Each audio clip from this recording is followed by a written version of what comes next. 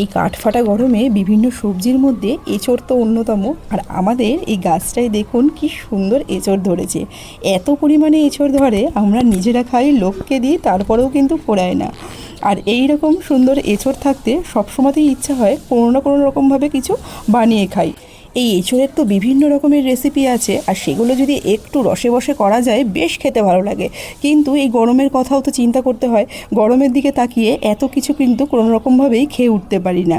কিন্তু আজকের রেসিপিটা একটু পাতলা আম ডালের সাথে খেতে কিন্তু দারুণ লাগবে।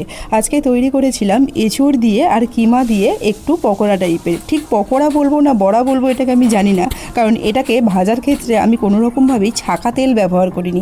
এই গরমকালে যখন খুব বেশি তরিতরকারি খেতে ভালো লাগে না, তখন পাতলা আম ডালের সাথে এই ধরনের এঁচোড় আর কিমা দিয়ে একটু পকোড়া টাইপের হলে কিন্তু খেতে বেশ ভালোই লাগে। আর কিন্তু এর সাথে কোনো কিছু লাগবেই না। সবার প্রথমে এঁচোড়টাকে ছোটো ছোটো টুকরো করে একটু প্রেশার কুকারের মধ্যে একটা মাঝারি সাইজের আলু দিয়ে আর একটু নুন আর হলুদ দিয়ে সামান্য আগে একটু ভাপিয়ে নেব। এখনকার এঁচোড় কিন্তু খুব বেশি সিদ্ধ করতে সময় লাগে না, তাই একটা সিটিতেই হয়ে গেছে। এইদিকে এঁচোড়টা সিদ্ধ হতে থাক, আর অন্যদিকে আমার লাগছে একটু 200 গ্রাম মতন চিকেন কিমা। এখানে কিন্তু মটন কিমা নিলেও বেশ ভালো লাগবে, তবে মটন কিমা এই গরমের মধ্যে না খাওয়াই ভালো। এখানে পেঁয়াজ, আদা, রসুন আর কাঁচা লঙ্কা আমি একটু অল্প অল্প করে কুচিয়ে নিয়েছি, যতটা সম্ভব কম ব্যবহার করেছি। এরপর প্যানের মধ্যে তেল দিয়ে ওই যে কুচানো পেঁয়াজটা ছিল সেখান থেকে বেশ অর্ধেকের বেশি দিয়ে দিয়েছি, আর অর্ধেকটা মতন একটু রেখে দিয়েছি।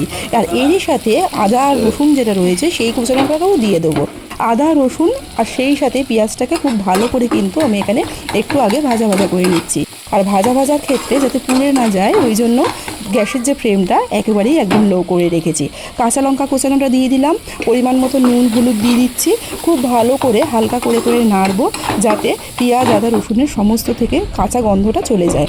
এরপর কিমাটাকে দিয়ে দিলাম। কিমাটা দিয়েও মোটামুটি মিনিট 10 মতন রান্না করে নিয়েছি, যাতে কিমাটা সম্পূর্ণরূপে পুরোপুরি রান্না হয়ে যায়। যেহেতু কিমাটা একদম ছোটো ছোটো করে কাটা, তাই কিন্তু বেশিক্ষণ টাইমই লাগবে না। 10 মিনিটের মধ্যে একদম চিকেনটা পুরোপুরি রেডি হয়ে যাবে।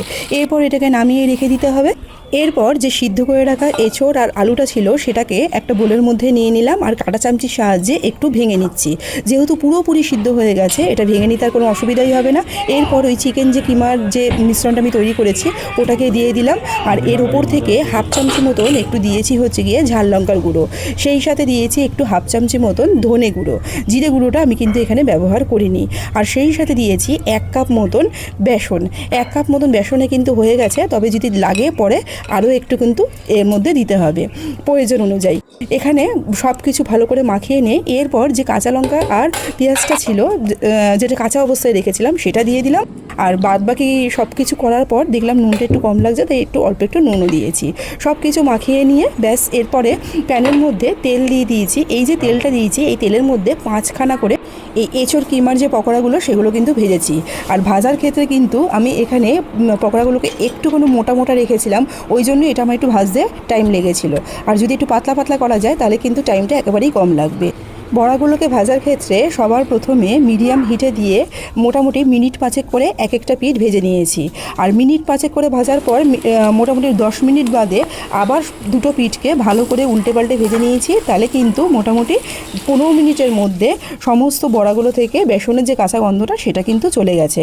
আর বড়াগুলোকে ভাজার ক্ষেত্রে যদি প্রথম থেকেই হাই হিটে দেওয়া হয় না, তাহলে বাইরেটা কিন্তু পুড়ে যাবে, আর ভেতর থেকে বেসনের একটা কাঁচা গন্ধ পাওয়া যেতে পারে। সেই জন্য একদম লো হিটে, লো টু মিডিয়াম হিটে বড়াগুলোকে ভাজলে একদম সামনে বাইরে থেকে আর ভেতর পর্যন্ত খুব সুন্দর করে কিন্তু এগুলো ভাজা হয়ে যাবে। আমি এই এঁচোড় কিমার বড়াগুলোকে একদম প্লেন আম ডালের সাথে পরিবেশন করেছিলাম, আর সেই দিনকাতে আমাদের মেনুতে কিন্তু আর কোনো কিছু ছিলই না। এই ছিল আজকের রেসিপি আর ভিডিও ভালো লাগলে অবশ্যই লাইক কমেন্ট শেয়ার করে একটু পাশে থাকবেন। রেসিপিটি যদি ফেসবুক পেজ থেকে দেখে থাকেন পেজটা একটু ফলো করে নেওয়ার অনুরোধ রইল, আর যদি ইউটিউব চ্যানেল থেকে দেখে থাকেন চ্যানেলটি একটু সাবস্ক্রাইব করে নেওয়ার অনুরোধ রইল। দেখা হচ্ছে পরের কোনো ভিডিও নিয়ে, পরের কোনো রেসিপিতে। ততক্ষণে ধন্যবাদ।